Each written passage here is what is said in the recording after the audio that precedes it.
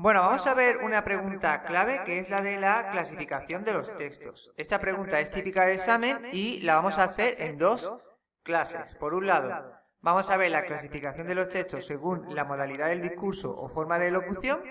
Y por otro lado veremos la clasificación de los textos según su ámbito académico, ¿vale? Entonces, según su modalidad del discurso o forma de locución, distinguimos distintos tipos de textos. Los narrativos, argumentativos, descriptivos, instructivos, dialogados y expositivos. Vamos a ir viéndolo uno a uno con sus características generales.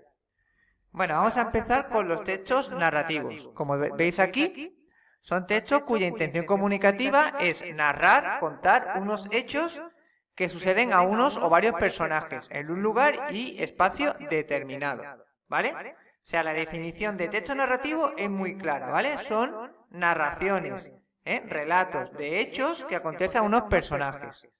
Luego, este relato puede presentar varios tipos de narradores, narrador protagonista, que es cuando está escrito en primera persona, y el narrador omnisciente, que es cuando está escrito en tercera persona, ¿vale? Aquí el narrador es una persona que te está narrando como si estuviera allí, como si estuviese presente, como si fuera un cronista, ¿vale? Un cronista de lo que está ocurriendo.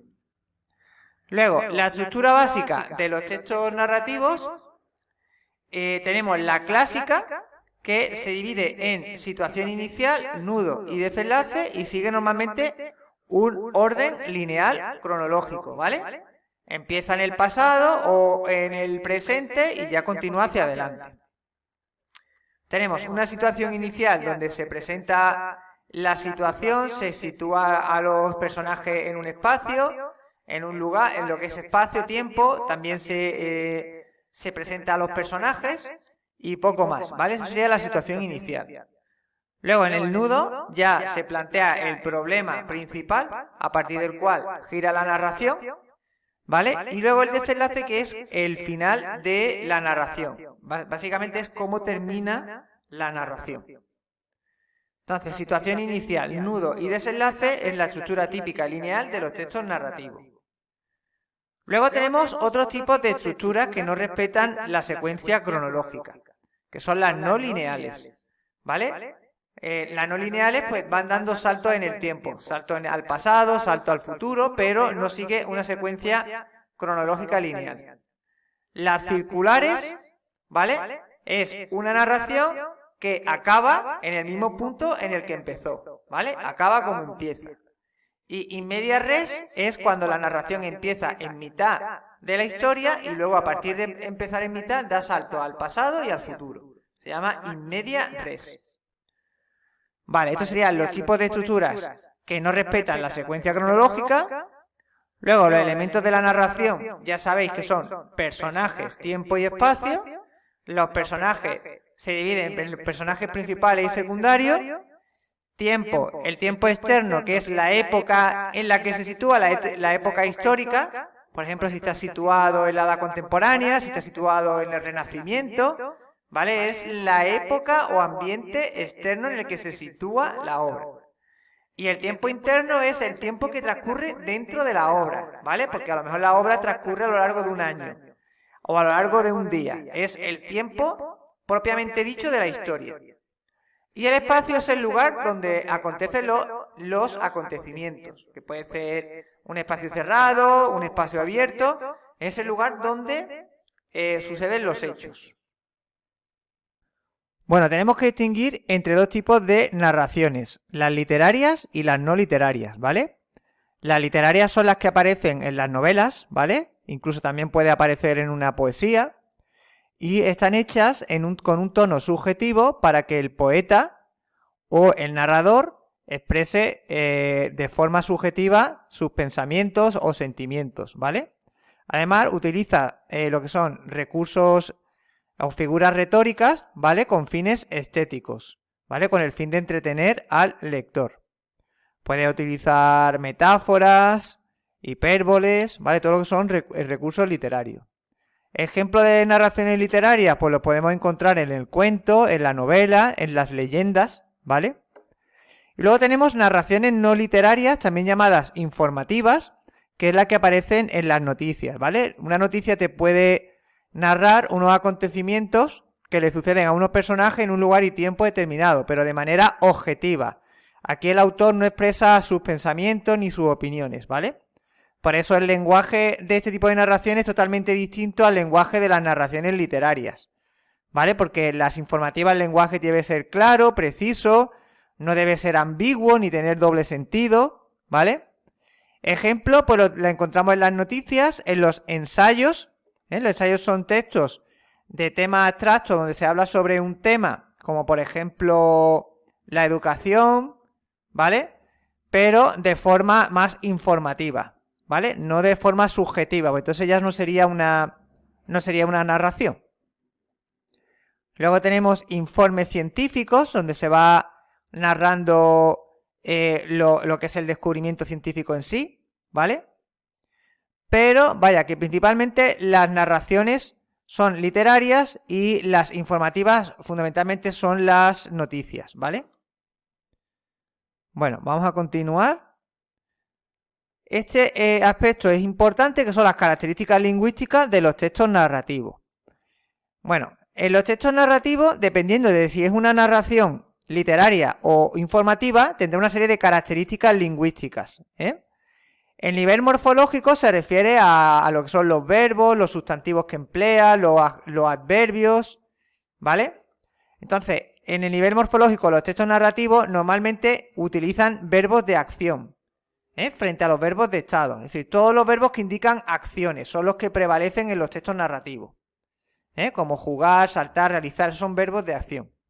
Luego, además, el predominio del tiempo verbal de pasado, que es el tiempo que se utiliza para las narraciones, ya sea el pretérito perfecto simple o el pretérito imperfecto indicativo, ¿vale? Es el tiempo que suele predominar en las narraciones. Y además, se suelen utilizar adverbios de tiempo y lugar para situar la acción en el espacio y en el tiempo, ¿vale? Estas son las características morfológicas más importantes de los textos narrativos. A nivel sintáctico, pues predominan las oraciones enunciativas, y sobre todo vais a encontrar oraciones largas, lo que son largos periodos oracionales, para desarrollar la narración, por medio de oraciones subordinadas. Ese es el nivel sintáctico de este tipo de texto. Luego tenemos el nivel léxico-semántico. Pues dependiendo si es una narración literaria, el léxico será connotativo, es decir, las palabras van a tener más de un significado subjetivo, Y además utilizará recursos expresivos tales como metáforas, hipérbole, personificaciones, ironías, ¿vale? Mientras que en las narraciones no literarias o informativas, el léxico será denotativo. Esto es que las palabras van a significar solo lo que pone en el diccionario, es decir, no van a tener un doble sentido, ¿vale? Con un lenguaje claro, preciso y objetivo. Es decir, si la narración está dentro de una noticia, pues el lenguaje será denotativo. Si la narración está dentro de una novela, pues va a utilizar un léxico connotativo, con palabras con doble sentido, ¿vale? Bueno, pues esto serían los textos narrativos. Bueno, vamos ahora a los textos descriptivos. Los textos descriptivos tienen como intención comunicativa la de mostrar las características de un objeto, de un ser o de un lugar, ¿vale? Con la intención de que te hagas una idea aproximada de lo que está describiendo, ¿vale? Se puede distinguir dos tipos de textos descriptivos en función de la intención que tengan. Si es una descripción técnica, es decir, si quieres describir objetivamente un lugar o un objeto, ¿vale? Esto ya estamos delante de un texto objetivo, ¿vale? Donde el autor no da su opinión, sino que se limita a describir el objeto tal y como es, ¿vale? Mientras que si en la descripción ya hay matices y hay puntos de vista del emisor, ya estamos delante de una descripción literaria o subjetiva, ¿vale? Entonces tenemos que distinguir dos tipos, la objetiva y la subjetiva. La principal diferencia es que en la objetiva el emisor no da su punto de vista, mientras que en la literaria sí lo hace, ¿vale? Entonces la descripción técnica u objetiva, como de lo que se trata es de describir el objeto tal y como es, las características lingüísticas son las propias de la objetividad. Esto es un léxico denotativo claro y preciso para evitar que las palabras tengan doble sentido. El uso de tecnicismos propios de la disciplina que está tratando. Por ejemplo, si es una descripción científica, pues utilizará términos científicos, ¿vale? Predominio de sustantivos concretos y adjetivos especificativos, ¿vale? Los adjetivos especificativos, el que dice una cualidad que lo diferencia del resto, que diferencia el sustantivo del resto de su misma especie. Y los sustantivos concretos es porque trata sobre temas palpables, temas que se pueden percibir por los sentidos, ¿vale? Entonces, un ejemplo de una descripción técnica es si describes el deporte fútbol. Si describes el fútbol como deporte desde un punto de vista objetivo, pues tendrías que decir que es un deporte muy popular en el mundo, se compone de 2 equipos con 11 jugadores y un árbitro que vigila por el cumplimiento del reglamento. El balón tiene forma esférica y está inflado de aire, es decir, estás describiendo en qué consiste el fútbol, ¿vale? La descripción literaria sería la subjetiva y aquí se utiliza sobre todo en la poesía para describir, por ejemplo, los sentimientos que le supone al poeta el amor hacia la amada, por ejemplo, Entonces, lo que es el lenguaje es totalmente distinto a una descripción objetiva, porque el lenguaje está lleno de recursos literarios, como metáforas, hay metáforas, hipérboles, también puede aparecer ironía, ¿vale? El léxico, por tanto, sería connotativo, las palabras tienen doble sentido, uso adjetivos explicativos con matices subjetivos, donde en vez de diferenciarlo del resto de su misma especie, lo que se hace es darle tu propio punto de vista al sustantivo, ¿vale? Aquí hay también sustantivos abstractos, habla sobre temas más abstractos y menos concretos. Luego la sintaxis, en las descripciones literarias la sintaxis suele ser más compleja, es decir, suele ser más rica y variada con largos periodos oracionales. Estas son oraciones largas mediante subordinación, que hacen que sea mucho más compleja que los textos técnicos, lo que son las descripciones técnicas. Luego también puede estar escrito tanto en verso como en prosa, ¿vale? Si está escrito en verso se tratará de una poesía donde se describe, se puede describir por ejemplo un lugar o se puede describir las cualidades de una persona, pero desde un punto de vista subjetivo, ¿vale? Un ejemplo sería, por ejemplo, cualquier poesía que describa de forma idealizada las cualidades de un lugar o una persona. Esto sería una descripción literaria, ¿vale? Mientras que una descripción técnica es cualquier descripción que se hace sobre un lugar o sobre una persona u objeto en el que no hay punto de vista del emisor, sino que se delimita a describir el objeto tal y como es. Vale. Vamos a continuar.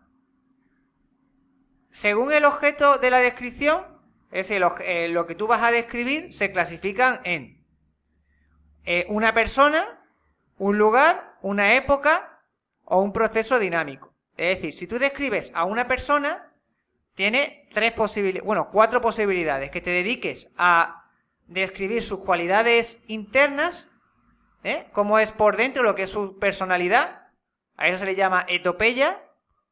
Si te limitas a describir sus cualidades externas, es decir, su aspecto físico, sería una prosopografía. Si combinas tanto la cualidad interna como la externa, se llama relato. Y si te dedicas a deformar la realidad o a deformar la persona, es una caricatura, ¿vale? Esto es en cuanto a objeto de descripción, persona, ¿vale? Si el objeto de descripción es un lugar, es una topografía. Se llama topografía.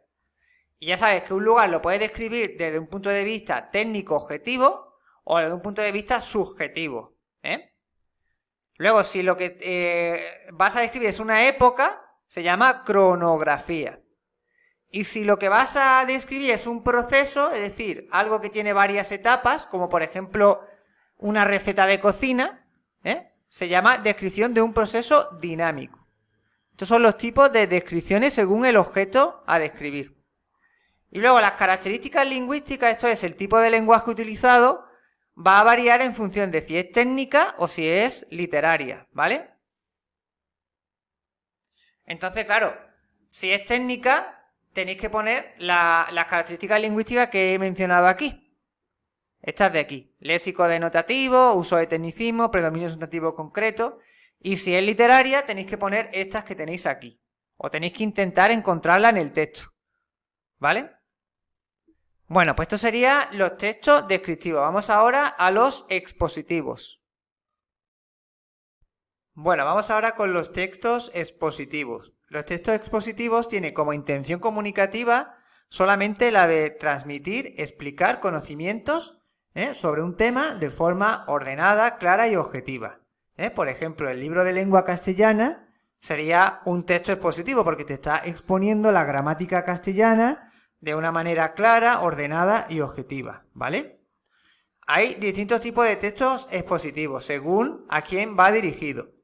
Si va dirigido a cualquier tipo de público, se llaman textos divulgativos, ¿vale? Tratan sobre temas de interés general y no se necesitan conocimientos previos para poder entender la explicación, ¿vale? Por ejemplo, un texto en el que se exponga las ventajas e inconvenientes de usar los teléfonos móviles. Los textos expositivos especializados va dirigido a un público que ya tiene conocimientos previos sobre la materia. Y además son conocimientos especializados, ¿vale? Por eso utilizan muchos tecnicismos. Por ejemplo, un texto en el que te exponga, por ejemplo, cómo evoluciona el universo, por ejemplo. Ahí ya utilizaría un lenguaje más técnico y no cualquier persona puede entender el mensaje, ¿vale? Tiene que estar instruida. La estructura clásica de este tipo de texto es, básicamente, dividida en tres partes. Una introducción, donde se hace una pequeña introducción al tema de lo que se va a hablar. Un desarrollo en el que se desarrollan las características del tema, digamos, lo que son los componentes o los conceptos que engloba el tema. Y luego la conclusión en la que se hace una síntesis de todo lo expuesto, ¿vale? Fijaros que cuando tú vas a exponer un tema en clase, utiliza esta estructura. Primero haces una pequeña introducción donde dices sobre lo que se va a exponer, un desarrollo donde ya desarrollas la exposición con las ideas que compone esa exposición y la conclusión donde haces una síntesis de todo lo que has expuesto. En cuanto a las características lingüísticas de este tipo de texto, pues como siempre lo dividimos en tres grupos. En el nivel morfológico hacemos referencia a los verbos, a la persona utilizada, lo que sí es primera, segunda, tercera. Hacemos referencia a los subtipos de sustantivo, tipo de adjetivos, tipo de adverbios, ¿vale? En un texto expositivo, normalmente se suele utilizar la tercera persona, porque cuando tú expones un tema, lo haces siempre de forma impersonal, ¿vale? Además, se suele utilizar sobre todo el modo indicativo y el presente con valor gnómico. El valor gnómico es para referirse a una acción fuera del tiempo, o que vale para todos los tiempos. Por ejemplo, cuando dices la Tierra gira alrededor del Sol, pues ese gira se está refiriendo a ahora y siempre, ¿vale? Está como fuera del tiempo. Esto sería lo que es la morfología verbal, la tercera persona y el modo indicativo, sobre todo el presente. Luego, en cuanto a los sustantivos, pues dependiendo del tipo de exposición, si vas a exponer un tema concreto, pues tendrías que utilizar sustantivos concretos. Si vas a exponer algo relacionado con un tema abstracto, por ejemplo, algo relacionado con el amor, por ejemplo, o un ensayo referido a algo filosófico, entonces ya sería abstracto, ¿vale? Daros cuenta que los textos expositivos pueden exponer distintos tipos de información. Puedes poner algo más abstracto, por ejemplo, un tema filosófico, o exponer algo más concreto, por ejemplo, algo más periodístico, algo más del día a día, ¿vale? Luego, en los tipos de adjetivos que utilizan son los adjetivos especificativos, que son los que se utilizan para diferenciar los sustantivos de la misma especie, y la adjetivación explicativa normalmente no se suele utilizar en los expositivos, se suele utilizar más las especificativas. En cuanto al nivel sintáctico, normalmente la sintaxis es rica, compleja, con largos periodos oracionales y sobre todo predomina la subordinación adjetiva, ¿vale? Para dar explicaciones sobre el antecedente al que se está refiriendo. Predomina la modalidad oracional enunciativa y frases atributivas para definir términos. Las frases atributivas son las que van con los verbos ser, estar y parecer, ¿vale? Se utiliza sobre todo para la hora de las definiciones de palabras.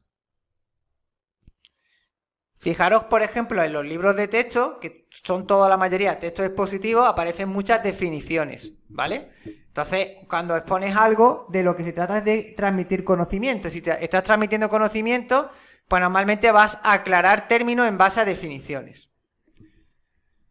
En cuanto al nivel léxico-semántico, el léxico normalmente es denotativo para evitar ambigüedad, porque de lo que se trata es de que el lector se entere de lo que está leyendo, entonces evitas que las palabras tengan doble sentido, sino que tengan un único sentido. Por eso el léxico es denotativo. Además, pueden aparecer tecnicismos porque si tú estás hablando de un tema en concreto, van a aparecer palabras técnicas relacionadas con ese tema, ¿vale? Suelen aparecer campos semánticos y sinónimos para mejorar la cohesión textual. Campos semánticos son palabras relacionadas entre ellas por su significado. Es decir, si está tratando sobre un tema, por ejemplo, imaginaros que es un texto expositivo sobre el fútbol, pues van a aparecer palabras relacionadas con el fútbol: portero, penalti, árbitro. Eso es un campo semántico, ¿vale? Y además también utilizará sinónimos. No va a aparecer siempre la misma palabra, sino que para diversificar las palabras utilizará sinónimos para transmitir la misma idea, ¿vale?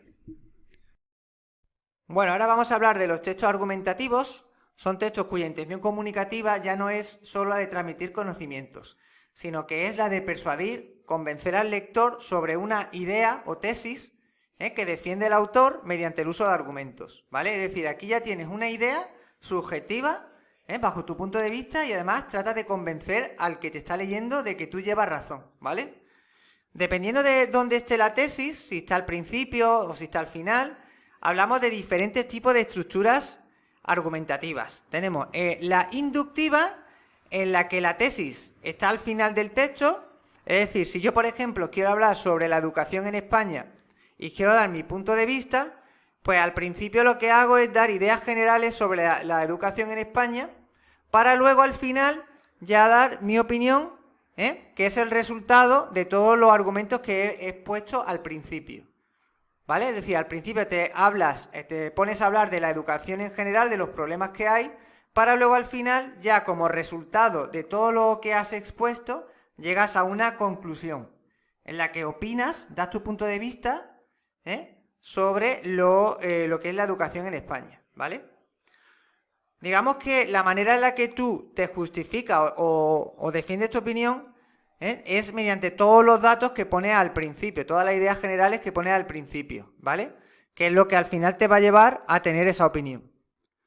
En la deductiva es al revés. Al principio aparece tu opinión, tu tesis, y luego esa tesis la tratas de defender mediante el uso de argumentos, ¿vale? O sea, es decir, llevas a la idea tuya que quieres defender, está al principio, y luego vienen los argumentos. Es todo lo contrario de la inductiva, donde al principio están los argumentos, las ideas generales, y luego llegas a una conclusión particular sobre lo que acabas de exponer, ¿vale? Mientras que la encuadrada, pues la tesis está al principio, pero luego se vuelve a confirmar, se vuelve a reafirmar. Es decir, está tanto al principio como al final, ¿vale? Entonces, todos los textos argumentativos va a tener una de estas tres estructuras argumentativas. De lo que se trata es de que localicéis la tesis, de cuál es la tesis y dónde está. Si parte de la tesis, o si parte de ideas generales para llegar a una tesis que está al final, ¿vale? Eso es lo que tenéis que ver en un texto para saber qué tipo de estructura es. Según la organización de la idea, los textos argumentativos tienen esta estructura clásica, que es un planteamiento inicial, donde se introduce al lector en el problema que va a tratar, ¿vale? Y se realiza algún planteamiento. Luego tenemos la exposición de hechos, donde se va a exponer todos los hechos que envuelve al tema. Esta parte aquí no se da opinión, sino que básicamente de lo que se hace es de transmitir ideas objetivas o de transmitir hechos, pero no bajo el punto de vista del autor, sino que de lo que se trata es, por ejemplo, si vas a criticar una ley, pues a lo mejor aquí en esta parte de lo que se trata es de exponer la ley, ¿vale? De dar datos sobre la ley, pero no estás dando tu opinión en esta parte. Luego viene el cuerpo argumentativo, que aquí son los argumentos que tú tienes para convencer al lector. Argumentos que apoyan la tesis. Ya sabéis que si la tesis está en el planteamiento inicial, ya estaría delante de una estructura deductiva, porque estaría aquí. Ahora, si la tesis está en el punto número 4, que sería la conclusión, punto 4, la conclusión, si la tesis está aquí al final, ya sería una estructura inductiva, ¿vale? Normalmente en las conclusiones o bien está la tesis o bien está ya una especie de recapitulación final de todo lo que has argumentado. Ya depende del tipo de estructura argumentativa que es, ¿vale? Si es inductiva, deductiva o encuadrada. Luego, los argumentos que usamos para defender nuestra opinión también se pueden diferenciar, ¿vale? Por ejemplo, si tú utilizas un argumento de autoridad, básicamente es que lo que tú defiendes lo hace en base a que otras personas que son una autoridad en la materia, personas de reconocido prestigio, ya corroboran o confirman lo que tú dices. Eso es un argumento de autoridad. Cuando basas tu opinión en datos que ya otras personas que son autoridad en la materia ya también dijeron o coincidían contigo, ¿vale? Entonces, si tú dices, como decía Sócrates, el conocimiento es ilimitado. Pues, por ejemplo, ya si tú citas, digamos, tú estás basando esa idea en lo que ya Sócrates decía, es como que refuerza el argumento, ¿vale? Un argumento analógico es cuando tú, para intentar convencer al lector, lo que haces es comparar situaciones. Una situación que tú quieres que el autor entienda, la comparas con otra situación cuyo mensaje es el mismo. Por ejemplo, imaginaros que estáis hablando sobre la irrupción del ChatGPT en la educación, ¿vale? Pues compara esa situación con la llegada de los teléfonos móviles, el uso de los teléfonos móviles en el aula. Entonces, si haces una analogía entre el uso del teléfono móvil y el uso de ChatGPT, pues sería un argumento analógico, porque estás comparando dos situaciones, ¿vale? Luego, argumentos basados en ejemplificaciones. Esto básicamente es poner ejemplos palpables que el autor pueda visualizar, el lector pueda visualizar lo que tú le estás explicando mediante un ejemplo claro, ¿vale? Argumentos de causa y efecto. Eso es para cuando delimitas una causa y explicas los efectos que tiene esa causa, que va a provocar esa causa. Pues, siguiendo con el ejemplo de ChatGPT, pues puedes explicar lo que es las causas que determinan la implosión de esa tecnología y los efectos que va a provocar. Argumentos estadísticos, eso es cuando, digamos que te limitas a poner datos estadísticos extraídos de fuentes que confirman lo que estás defendiendo, ¿vale? Argumentos de la opinión mayoritaria o generalizaciones, eso es cuando basas tu tesis o apoyas tu tesis en ideas que la mayoría tienen ya asumidas, ¿vale? Es decir, son afirmaciones que todo el mundo da por válidas, ¿vale? Porque son generalizaciones. Y argumentos de carácter afectivo es cuando basas tu tesis en algo personal, en algo que te afecta a ti personalmente, ¿vale? Es decir, aquí puedes poner incluso algún ejemplo vivido, alguna experiencia vivida de carácter personal, ¿vale? Entonces, estos son los argumentos más comunes que se utilizan para la defensa de una tesis, ¿vale? No son todos, pero son los más comunes. Y lo podéis identificar en un texto argumentativo. Vale. Pues esto sería lo que es la estructura de un texto argumentativo. Ya sabéis, planteamiento inicial. Aquí puede aparecer la tesis o no puede aparecer, dependiendo de si es inductiva o deductiva. Exposición de datos o de hechos. Cuerpo argumentativo. Y por último, la conclusión. Las características lingüísticas de los textos argumentativos son muy variadas. Esto es el lenguaje empleado. Pero en términos generales, en cuanto a su nivel morfológico, pues puede utilizar la primera persona para personalizar el discurso, para responsabilizarse de lo que está diciendo, Y a veces también se emplea la tercera persona para intentar que el texto sea lo más objetivo posible. Pero esto se le llama falsa objetividad. ¿Por qué? Pues porque aunque esté utilizando la tercera persona, él está dando su punto de vista, ¿vale? Recordar que los textos argumentativos tienen como intención comunicativa la de dar tu punto de vista sobre un tema, que eso es la tesis, para convencer al lector. Entonces, siempre su intención va a ser dar su punto de vista. Nunca podréis decir que son textos objetivos. Lo que pasa es que muchas veces se recurre a la falsa objetividad para dar la sensación de que lo que él dice es algo objetivo, pero no es así. Luego, se suele utilizar el subjuntivo, porque como son textos subjetivos, el subjuntivo es el modo de la subjetividad. Cada vez que utiliza el modo subjuntivo está siendo subjetivo. Además, en estos textos también se pueden, la temática suele ser abstracta o suele utilizarse sustantivos abstractos y combinados con concretos, ¿vale? Dependiendo de la temática que sea, pues si es una temática más palpable, se utilizará sustantivos concretos. Si es algo más abstracto, está opinando con temas menos intangibles, pues serán sustantivos abstractos. Se suelen utilizar adjetivos de carácter valorativo, es decir, son adjetivos que valoran al sustantivo bajo el punto de vista del lector. No se trata de adjetivos especificativos, sino que son más de carácter valorativo. Y además también se utilizan adverbios valorativos. Estos son las características morfológicas, digamos, más estándares, ¿vale? Lo más estándar que hay en los textos argumentativos. Todas están relacionadas con la subjetividad. A nivel sintáctico son textos que tienen una sintaxis rica y variada, con largos periodos oracionales para dar explicaciones, mediante subordinación adjetiva y adverbial. Y además puede aparecer otras modalidades oracionales aparte de la enunciativa. Puede aparecer la expresiva, también suele aparecer la imperativa e incluso también la interrogativa para lanzar preguntas. En cuanto al nivel léxico-semántico, pues aquí se suele mezclar tanto el léxico denotativo como el connotativo. Es decir, te puedes encontrar palabras con doble sentido, sería el connotativo, con palabras con un único sentido, denotativo. Además, suelen aparecer campos semánticos, sinónimos, antónimos, que le dan cohesión al texto. Y por último, también podéis encontrar recursos expresivos para embellecer el mensaje y llamar la atención del lector.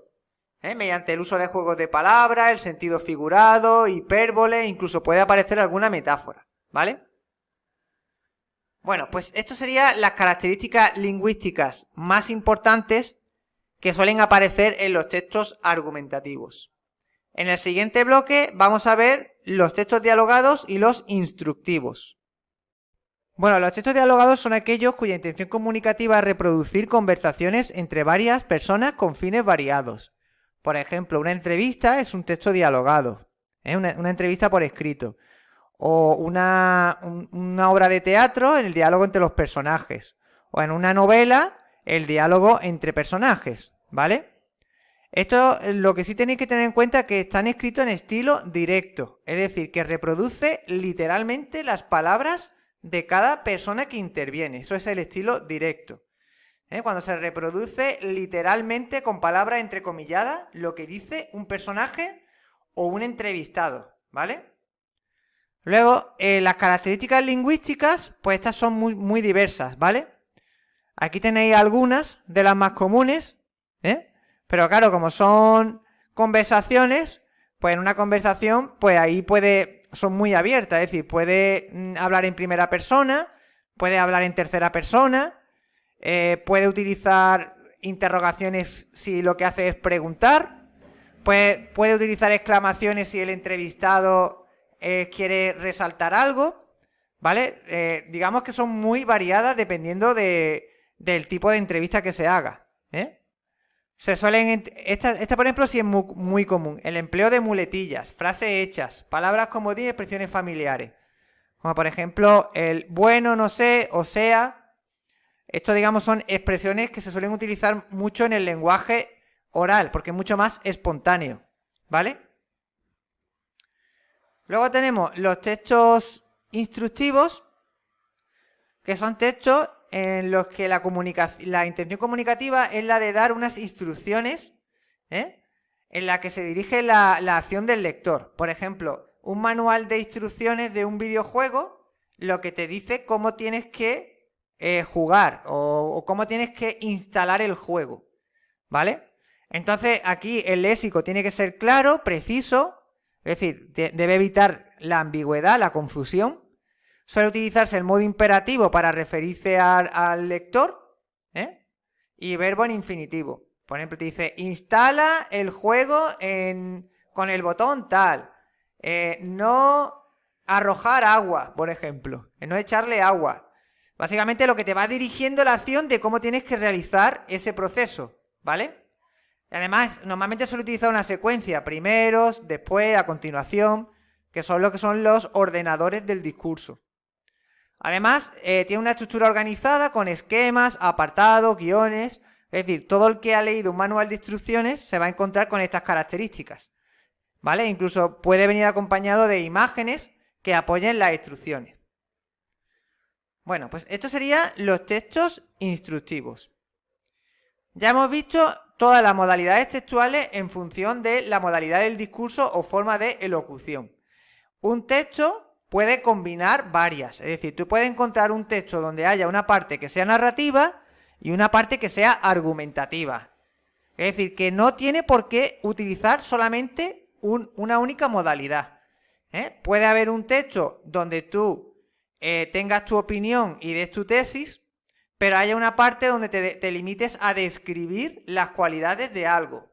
Pues ahí está utilizando la descripción. O incluso puedes combinar la narración con la argumentación. Utilizas el primer párrafo para narrar algo que te ocurrió ayer y luego empiezas a dar tu opinión sobre un tema que esté relacionado con esa narración. Es decir, que puede haber combinaciones, ¿vale? En el próximo vídeo lo que vamos a hacer es un ejercicio de cómo clasificar textos en función de la modalidad del discurso para que veáis todas estas características que hemos visto, cómo se aplican a la hora de clasificar un texto, que es lo que os van a preguntar en el examen. Lo que ocurre es que para poder hacer eso, previamente tenéis que saber esto, si no es imposible que podáis distinguir textos y podáis encontrar características lingüísticas en cada tipo de texto, ¿vale? Bueno, la semana pasada estuvimos viendo las razones trigonométricas a nivel teórico. En esta semana lo que vamos a hacer son problemas de aplicación de la teoría que ya habéis estudiado para saber cómo se aplica todo lo estudiado en la clase anterior. Entonces, el primer problema dice lo siguiente. Un vendaval ha tumbado un árbol quedando apoyado sobre la fachada de un edificio. Lo que voy a hacer es que voy a ir dibujando la situación conforme voy leyendo, ¿vale? Entonces, tengo que un árbol se ha caído, se ha tumbado sobre un edificio. Aquí tenemos el edificio y ahora el árbol, un árbol que estaba aquí. Espérate, vamos a ponerlo. Se ha caído, se ha desplazado el árbol. Bueno, esto sería más o menos, ¿vale? Y se ha quedado tumbado sobre la parte alta del edificio. Es lo que te viene a decir aquí. Un vendaval ha tumbado un árbol quedando apoyado sobre la fachada. O sea, se ha quedado aquí apoyado sobre la fachada de un edificio. Si sabemos que la altura del árbol es de 3 metros, la altura del árbol está hablando de esta zona de aquí, no la del edificio. Sería los 3 metros, esta altura de aquí. Y que el ángulo con el que ha quedado apoyado respecto al suelo. Si esto es el suelo, ¿vale? Este ángulo con el que se ha quedado apoyado es de 3 metros. Es de, perdón, 53 grados. Calcula la distancia que se encuentra el pie del árbol de la casa, bueno, en este caso sería del edificio, ¿vale? No de la casa, del edificio. Bueno, lo que me está pidiendo es esta distancia. Y también la altura del edificio y esta distancia. O sea, esta altura, ¿vale? La altura, por un lado, y esta distancia de aquí. Bueno, entonces a partir de la situación, yo escribo lo que es la imagen, ¿vale? Una imagen aproximada para yo ver qué es lo que tengo. Fijaros que esto es un triángulo, ¿eh? Si lo representáis en forma de triángulo, el árbol es esta zona de aquí, todo esto, esta sería la distancia y esta sería la altura, ¿vale? Entonces ahora, toda esta zona de aquí son los 3 metros, ¿vale? La altura del árbol. Luego tengo este ángulo, 53 grados. Esto es un triángulo rectángulo porque este ángulo es el ángulo recto de 90 grados. Y lo que me pide es este lado y este lado. Como tengo este ángulo, pues ya puedo saber, ya puedo ir apuntando respecto a este ángulo los lados que tengo. Tengo este lado de aquí, que es el cateto adyacente o contiguo a este ángulo. Voy a ponerle cateto adyacente, que no lo tengo, ¿vale? Le voy a poner X. Luego el lado que está frente al ángulo que tengo, este lado que está frente a este ángulo, es el cateto opuesto, también X. Y luego este último lado es la hipotenusa, que es el lado que está frente al ángulo recto, 3 metros. Y luego también, y tengo el ángulo, este ángulo de 53 grados. Bueno, pues tengo que echar mano de las razones trigonométricas para poder calcular este lado y este lado. ¿Cómo lo hago? Pues me fijo en lo que tengo, ¿vale? Yo tengo la hipotenusa y tengo el ángulo.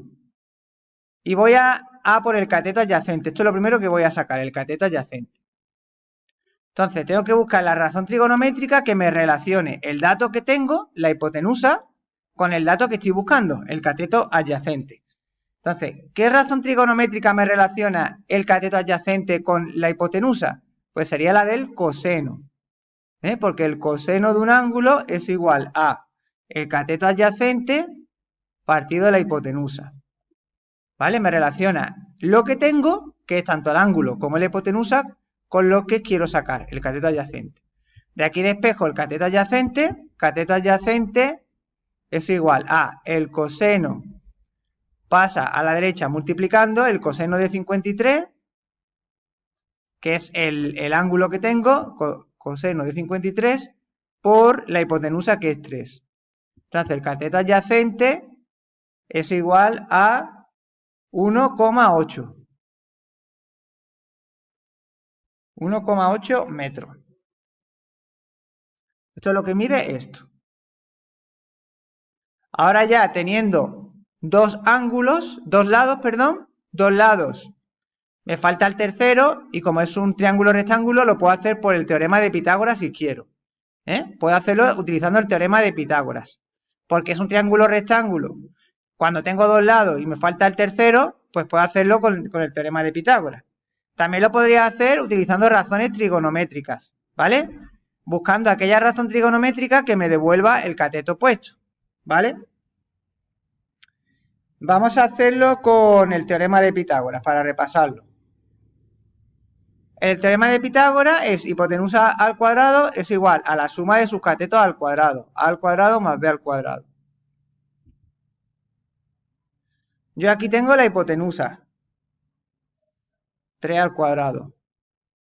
Y tengo uno de los dos catetos. Aquí prácticamente da igual coger. Vamos a poner aquí que 1,8 es A. 1,8 al cuadrado más B al cuadrado. Ahora despejo B.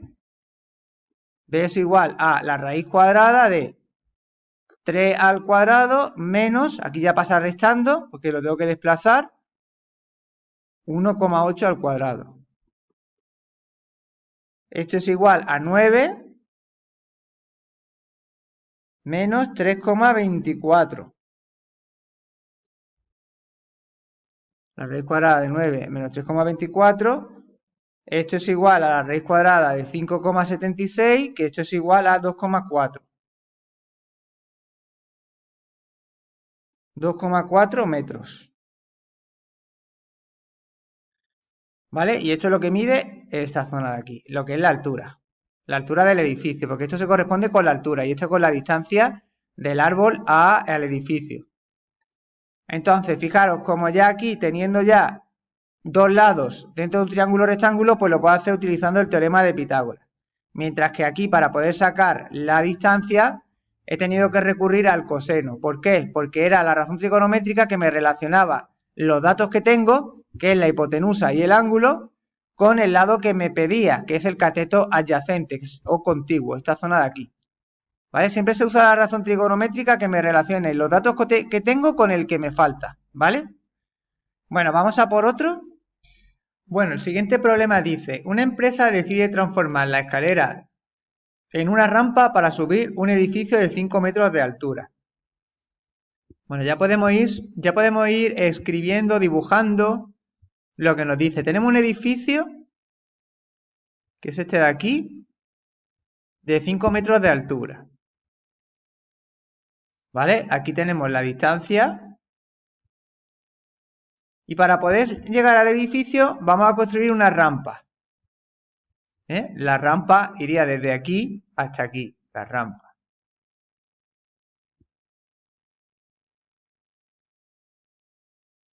Entonces, nos dice que la rampa arranca o forma un ángulo con el suelo de 6 grados. Y nos pregunta la longitud de la rampa, es decir, toda esta zona de aquí, la longitud, lo que mide todo esto, y la distancia de la rampa al edificio, aquí. O sea, esta es la distancia X y esta es la longitud. Entonces, vamos a sacar primero la longitud. Para ello, ¿qué datos tengo? Pues tengo este ángulo que mide 6 grados y el lado que está frente al ángulo, que es el cateto opuesto. ¿Vale? Cateto opuesto que mide 5 metros. Luego, este es el ángulo recto, por tanto, estamos delante de un triángulo rectángulo. El ángulo que está frente al ángulo recto es la hipotenusa. La hipotenusa es la longitud, que es la que no tengo. Hipotenusa X. Entonces, ¿qué razón trigonométrica me relaciona el cateto opuesto con la hipotenusa?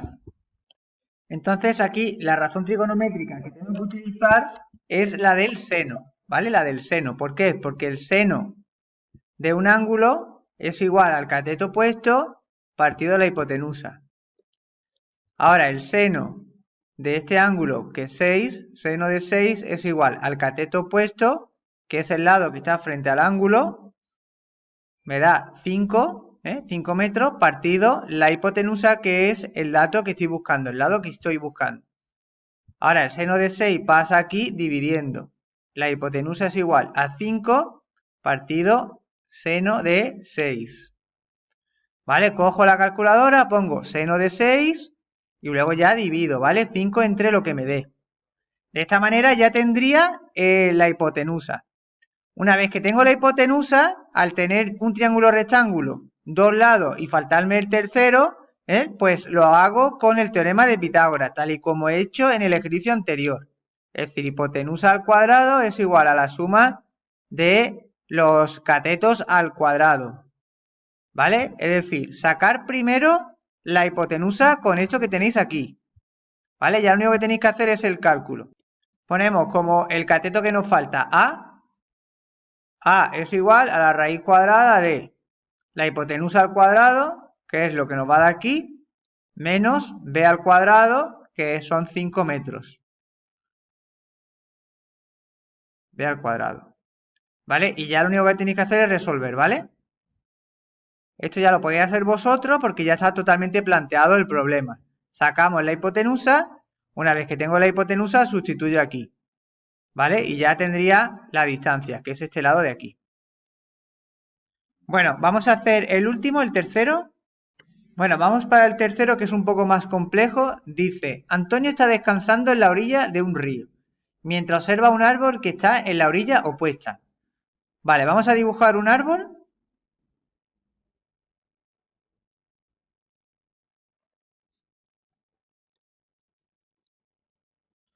Vale. Y lo que es la persona está observando el árbol desde un lado opuesto, ¿vale? Entonces, nos dice que mide un ángulo, dice aquí, mide el ángulo que forma su visual con el punto más alto del árbol. Es decir, si Antonio está aquí, ¿vale? Entonces, ve el árbol, la parte superior del árbol, esta es su visual, y aquí mide el ángulo que forma con el suelo, y dice que son 35 grados. ¿Vale? Luego dice, se aleja 5 metros. Es decir, aquí se aleja desde aquí 5 metros. Esto aquí 5 metros. Y ahora forma un nuevo ángulo, cuando está aquí y ve al árbol, forma un nuevo ángulo de 25. Que es lo que dice aquí, obteniendo 25 grados al alejarse 5 metros. ¿Vale? Entonces yo ya he hecho la representación del enunciado. Esto me va a ayudar a la hora de saber qué es lo que tengo que hacer. Ahora me pide que calcule la distancia del árbol, o sea, esta distancia de aquí. Y me pide también la anchura del río. O sea, me pide la anchura del río, ¿vale? La anchura del río sería toda esta zona. Y la altura del árbol es esta zona de aquí. O sea, me pide la altura del árbol, esto, y la anchura del río, toda esta zona. Entonces, vamos a ver un poco qué es lo que podemos hacer. ¿Qué lado es el que tengo? ¿Qué datos tengo? Pues tengo aquí este ángulo con 35 grados y el lado que está frente a este ángulo es el cateto opuesto. El cateto opuesto se está refiriendo a la altura, porque es este lado de aquí. Lo mismo ocurre con el de 25 grados. Con el ángulo de 25 grados, el cateto opuesto sigue siendo también el mismo. La altura. Y ahora tengo el cateto adyacente, o sea, este de aquí. Tengo una parte del cateto adyacente. Tengo que esto mide 5 metros. ¿Vale? Pero esto no sé lo que mide. ¿Vale? Esto lo vamos a llamar X. Entonces, si este cateto adyacente para el ángulo de 35 mide X, toda esta zona de aquí, que va, la distancia que va hacia el ángulo de 25 grados será X más 5, más estos 5 de aquí. Esto es súper importante porque el cateto adyacente tenemos que, por un lado, es una X para el ángulo de 35 y para el ángulo de 25 serán estos 5 más lo que dé X, X más 5. ¿Vale? Entonces, aunque no tenga directamente el cateto adyacente, sí lo tengo de manera indirecta, que eso es lo que nos va a ayudar a la hora de saber qué razón trigonométrica es la que tengo que utilizar para cada ángulo. Si yo utilizo el ángulo de 35, como tengo lo que me pide es el cateto opuesto, y para ello tengo aquí el cateto adyacente ubicado como X, pues ¿qué razón trigonométrica es la que me relaciona el dato que quiero sacar, que es el cateto opuesto, con el dato que tengo aquí, que es el cateto adyacente? Pues sería la tangente. Es decir, tangente de 35 es igual a cateto opuesto, que en este caso el cateto opuesto se corresponde con la altura, partido el cateto adyacente, que el cateto adyacente en este caso es la X, esta X de aquí. Y luego, para la de 25, tangente de 25 es igual a, pues lo mismo, el cateto opuesto, que sigue siendo la altura, pero en este caso su cateto adyacente es la X más estos 5 metros de aquí, X más 5. De esta forma tengo un sistema con dos tangentes. Ahora lo que hago es despejar, bueno, en este caso simplificar. Esta X va para acá multiplicando y me quedaría tangente de 35X es igual a cateto opuesto, que es la altura, ¿vale? El cateto opuesto representa la altura. Luego aquí lo mismo, este aquí pasa multiplicando, tangente de 25 es igual a Tangente de 25 por x más 5, vamos a poner entre paréntesis, es igual a cateto opuesto. Vale, ahora ya aquí puedo hacerlo por sustitución, porque tengo el cateto opuesto es igual a la tangente de 35. Entonces, donde pone cateto opuesto aquí, lo sustituyo por tangente de 35, ¿vale? Porque lo tengo ya aquí prácticamente listo para poder sustituir. Ahora, tangente de 25, x más 5 es igual a tangente de 35. Donde pone cateto opuesto, pongo su despeje. Tangente de 35x. Y ahora ya tengo que resolver tangente de 25 por x más 5 es igual a tangente de 35x. Pues vamos a coger la calculadora y cogemos tangente de 25 y lo multiplicamos por x. Da 0,47x más 0,47 por 5, 2,35 es igual a tangente de 35x, que es 0,70x. Vale, voy a seguir por aquí porque como no me cabe, voy a seguir por esta parte. Voy a seguir por aquí. Ahora, me llevo el 2,35, me lo puedo llevar para la derecha, puedo despejar hacia la derecha o hacia la izquierda, como queráis. Sería x es igual a, me voy a llevar esto para la derecha, 0,47, me lo llevo para acá, pasa restando. 0,70 menos 0,47 y 2,35 arriba de numerador. X es igual a 2,35 partido 0,23 y esto es igual a 10,22. Vale, este 10,22 se corresponde con la X, con esta zona de aquí. ¿Vale? Por tanto, el cateto adyacente del ángulo de 35 grados es 10,22. Mientras que el cateto adyacente del ángulo de 25 será X más 5, es decir, 10,22 más 5, sería 17,22. Y ya tengo la anchura del río, toda esta zona de aquí, la anchura total. Ahora vamos a sacar lo que es la altura del árbol.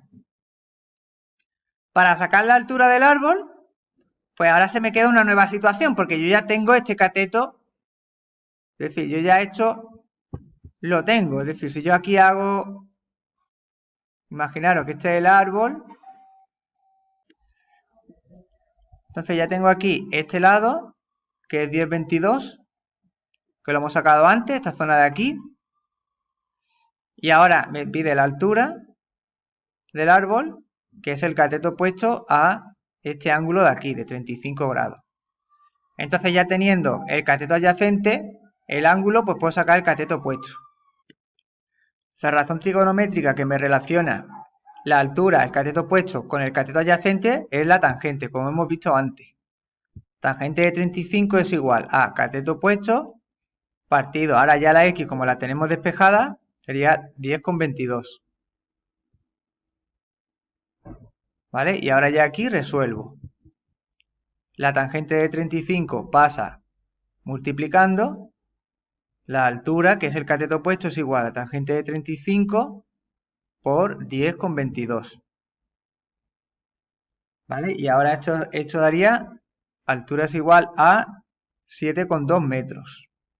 Cogéis la calculadora, ponéis tangente de 35, lo multiplicáis por 10,22 y os da 7,2 metros, que es lo que mide este lado de aquí, la altura. Y de esta manera ya estaría terminado el problema. Fijaros que este tipo de problemas suele caer bastante, y normalmente se suele hacer con un sistema de ecuaciones con dos tangentes. ¿Vale? Fijaros que el problema responda a esta estructura, ¿vale? Tenéis que tener una parte del cateto adyacente y os suele pedir ya el cateto opuesto.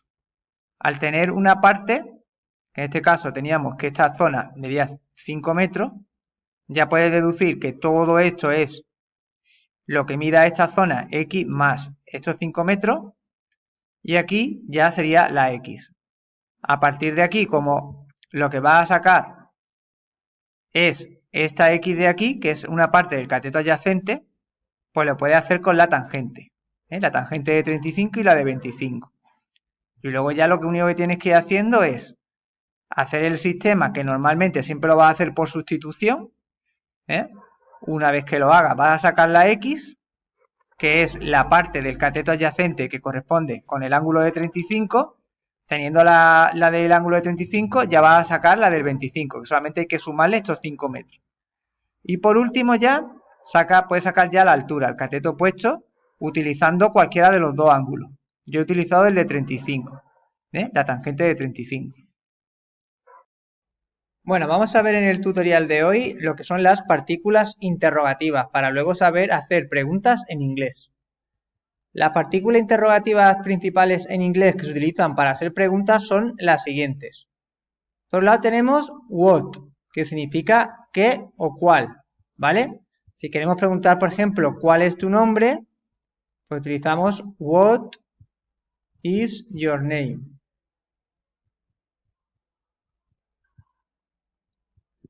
¿Vale? Utilizamos what para preguntar por qué o cuál. Luego tenemos when para preguntar por un tiempo. ¿Cuándo es tu cumpleaños? When is your birthday? ¿Vale? Para preguntar por el tiempo, por una acción temporal. ¿Cuándo es tu cumpleaños? How para preguntar cómo, refiriéndonos, por ejemplo, al estado en general, cómo está de salud, de estado de ánimo, y también para la edad. Cuando preguntamos how are you, es cómo estás, pero a nivel general, de salud, de cómo te va, ¿vale? How are you? O how old are you? How old are you? Esto literalmente es cómo de viejo eres, ¿vale? Vale, para preguntar por el sujeto, por ejemplo, ¿quién es? Vamos a ponerla aquí, vamos a borrar aquí, la vamos a ir poniéndola abajo.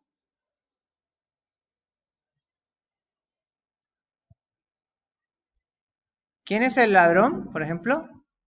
Who is the thief? ¿Quién es el ladrón? Who, ¿quién? Luego, which, que me lo he saltado, es lo mismo que what, pero cuando preguntan nos dan a elegir entre varios. Por ejemplo, which is your favorite color? The red one, el rojo, or the blue one, o el azul. O sea, cuando me dan a elegir entre dos, o entre más de dos, cuando dan a elegir entre varias respuestas, utilizamos which. Por eso los exámenes tipo test siempre preguntan con which. Which is the correct answer. Entonces, en este caso, cuando nos dan a elegir, utilizamos la partícula which. Why es por qué. Por ejemplo, why are you crying? ¿Por qué estás llorando? Where, para preguntar por un lugar. ¿Dónde estás? Por ejemplo, where are you? ¿Vale? Todas las preguntas las estoy haciendo fáciles, solamente a modo de ejemplo de uso de cada partícula, ¿vale? Las estoy haciendo siempre con el verbo to be. Luego estas partículas son compuestas, está formado por dos palabras. What time, ¿a qué hora? ¿A qué hora es el partido? What time is the game? ¿Qué hora es el juego? ¿A qué distancia? How far. ¿A qué distancia está Londres de Madrid, por ejemplo? How far is London from Madrid?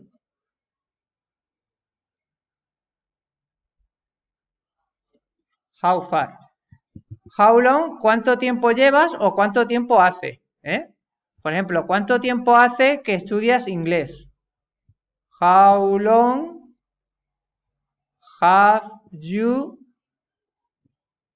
studied English? How long se suele utilizar siempre con el presente perfecto. Es, digamos, el tiempo que más se suele usar con esta partícula. Presente perfecto. How long have you studied English? ¿Qué clase de? What kind of? Por ejemplo, ¿qué clase de música te gusta? What kind of music do you like?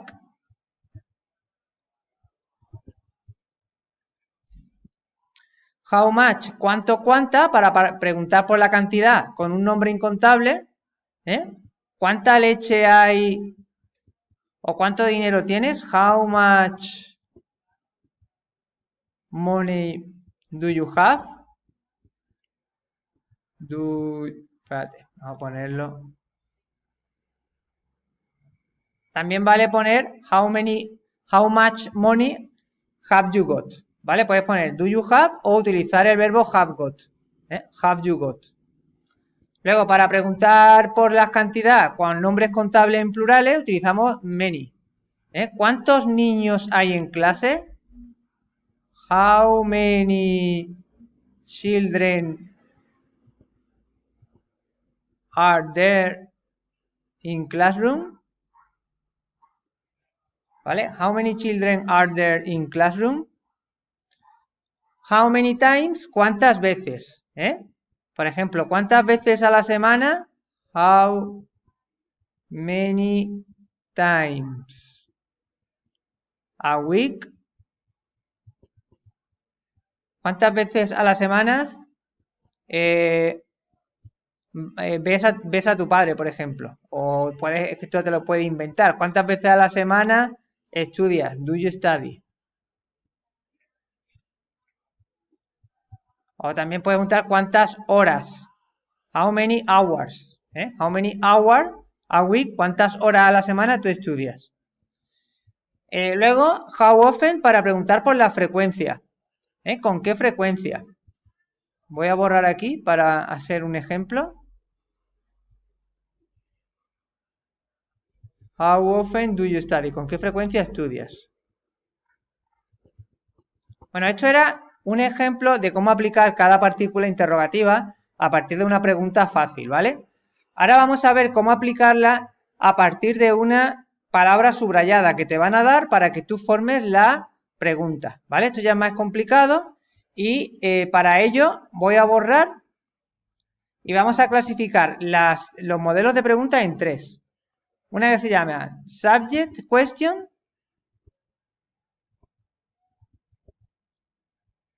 Otra que se llaman Object Questions. Esto en castellano. Preguntas de sujeto, preguntas de objeto. Y aquí vamos a poner otras.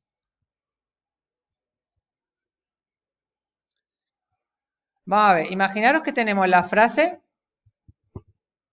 Peter bought me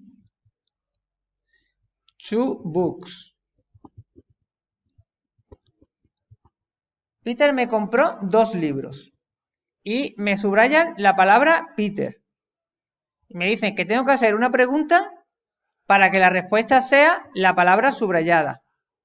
Es decir, que tengo que preguntar a la frase Peter me compró 2 libros para que la respuesta sea Peter.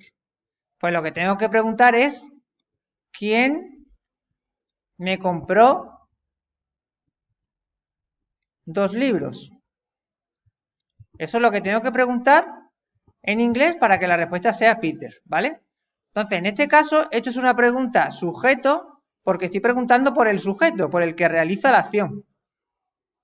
¿Vale? Entonces, en las preguntas sujeto tenemos que saber qué es para preguntar por el sujeto. Y en este tipo de preguntas tenemos que tener mucho cuidado porque no tiene auxiliar. No tiene verbo auxiliar. Sino que se pregunta literalmente como igual que en español, ¿vale? Who, la partícula interrogativa. Who, vamos a ponerlo de otro color. ¿Quién? Who. Luego, compró en pasado.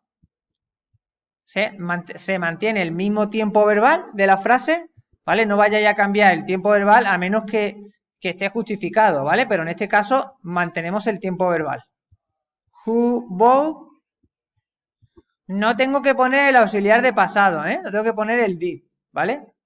Who bought. Y luego el complemento indirecto, que en inglés va detrás. Who bought me 2 libros. El complemento directo, 2 books. Por tanto, pongo la partícula seguido del verbo sin auxiliar, el complemento indirecto y el complemento directo. ¿Vale? Esto es cuando nos hacen una pregunta, tenemos que hacer una pregunta en la que buscamos el sujeto. Y la clave es que no se pone verbo auxiliar. En las preguntas objetos sí se pone el verbo auxiliar. Sí ponemos el verbo auxiliar. Por ejemplo, imaginaros que en vez de Peter, ahora la palabra subrayada fuera 2 books. ¿Qué pregunta tienes que hacer para que la respuesta sea 2 libros? Pues, ¿qué te compró? ¿Qué te compró Peter? ¿Vale? O qué, bueno, en este caso, ¿qué me compró Peter? ¿Vale? ¿Qué me compró Peter? Pues vamos a preguntarlo. ¿Qué me compró Peter? Ponemos la partícula, sigue siendo la primera palabra. What. Y ahora, como está el verbo en pasado, compró, el auxiliar de pasado, did. ¿Vale? El sujeto, Peter. Y luego el verbo en forma base, buy. Porque al poner el auxiliar de pasado, el verbo ya no se pone en pasado, sino que se pone en forma base. What did Peter buy me? Bueno, aquí si queréis podéis poner el pronombre you si te estás refiriendo a una tercera persona. ¿Vale? ¿Qué te compró Peter o qué me compró Peter? No pasa nada si aquí hubiese puesto you, ¿vale? ¿Qué te compró Peter? ¿Vale? La respuesta es la frase, la palabra subrayada, 2 books, las 2 palabras, 2 libros. Ahora, estas, como he dicho, son para las preguntas objeto. Está preguntando por el objeto, el complemento directo. ¿Vale? No está preguntando por el sujeto ya lo tienes, que es Peter. Y hay un tercer grupo de preguntas donde preguntas por la cantidad. Por ejemplo, imaginaros que en esta frase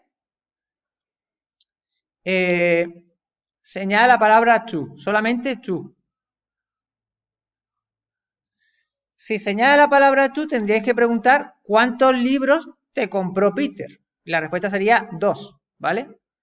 Entonces sería, ¿cuántos libros te compró Peter?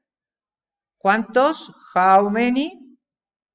Y ahora ponemos el objeto. How many books? Did, en pasado, auxiliar. Ahora empezamos con el verbo auxiliar. Did Peter, el sujeto, y el verbo en forma base. Buy. Y luego el complemento. Buy you. How many books? ¿Cuántos libros? Siempre se pone how much o how many, dependiendo de si es plural o singular, contable o incontable, ¿vale? Luego ponemos el auxiliar, el sujeto y el verbo. Y luego ya los complementos. En este caso es el complemento indirecto. How many books did Peter buy you? ¿Vale? ¿Cuántos libros te compró Peter?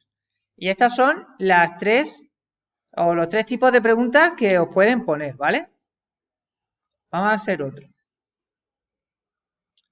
Vamos a poner Julián studies French at school. Julián estudia francés en el colegio. Bueno, pues imaginaros que os ponen French. La pregunta sería, ¿qué estudia Julián en el colegio? Sería una pregunta objeto, porque ya en la pregunta está el sujeto, ¿vale? Entonces sería what, la partícula, el auxiliar, como está en presente, preguntamos en presente, mantenemos el mismo tiempo. Ponemos does porque el sujeto va a ser tercera persona. What does Julián study at school? Ponemos una interrogación al final. ¿Qué estudia Julián en el colegio? Francés. O también podemos preguntar qué idioma, ¿vale? What language? What language does Julián study at school? Esta pregunta también te valdría. ¿Qué idioma estudia Julián en el colegio? Ponemos la partícula y luego el objeto en este caso. El auxiliar de presente, como es tercera persona, does, el sujeto y el verbo en presente. Ahora, si tuviera subrayado at school, pues la pregunta sería, ¿dónde estudia Julián francés? En el colegio. Entonces sería, where, como en la pregunta tenemos el sujeto, ¿dónde estudia Julián? Como Julián es el sujeto, es una pregunta objeto, ¿vale? Where does, auxiliar, sujeto, Julián, verbo, study y luego complemento, French. Vale, y vamos a la última. Aquí me he comido la C, que no se ha marcado. French, ¿vale? NCH.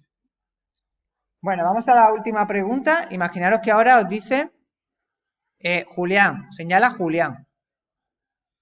Entonces tienes que hacer una pregunta para esta frase cuya respuesta sea Julián. Pues la pregunta en castellano sería, ¿quién estudia francés en el colegio? Pues Julián. ¿Vale? Entonces, en este caso estamos preguntando por el sujeto. Es una pregunta sujeto. Entonces, acordaros que no tiene partícula, que no tiene verbo auxiliar. La partícula interrogativa sí la tiene. La partícula es ¿quién? Who. Luego nos olvidamos de poner el verbo auxiliar, directamente ponemos el verbo. Como es en presente, ¿quién estudia francés en el colegio? Who study. Who study French at school. ¿Vale? Y esto sería un ejemplo de pregunta sujeto. Bueno, pues lo que tenéis que dominar es cuándo es sujeto, cuándo es objeto, saber mantener el mismo tiempo verbal, si es presente la pregunta en presente, si es pasado en pasado, y saber escribir en cada tiempo verbal, lo que es la estructura del presente, el auxiliar que lleva, el pasado.